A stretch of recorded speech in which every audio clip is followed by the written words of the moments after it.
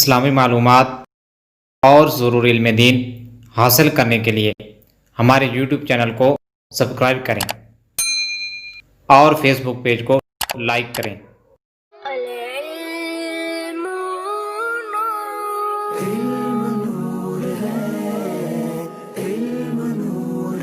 बिस्मिल्लाहिर्रहमानिर्रहीम। आपको इल्म नूर है ट्रांसमिशन में खुशामदीद कहते हैं।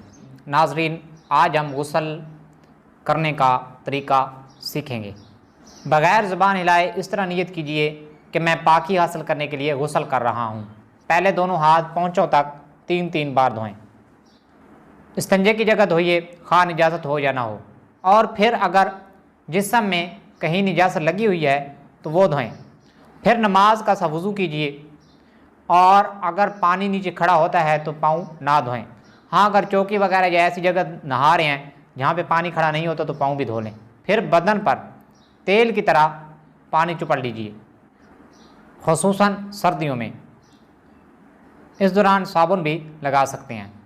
फिर 3 बार सीधे कंधे पर, फिर 3 बार उल्टे कंधे पर, फिर सर पर, फिर तमाम बदन पर 3 मरतबा पानी बहाइए। फिर गुस्ल की जगह से अलग हो जाइए। अगर वज़ू करने में पाँव नहीं धोए थे तो आप पाँव धो लीजिए। याद रखिए कि बरहना सूरत में किबला की तरफ मुँह ना कीजिए, ये जायज़ नहीं। अल्लाह अज़्ज़ा व जल से दुआ है कि हम इस पर अमल करने और दूसरों तक पहुँचाने की तौफ़ीक़ अता फ़रमाए। आमीन बिजाह नबी अमीन सल्लल्लाहु तआला अलैहि वसल्लम।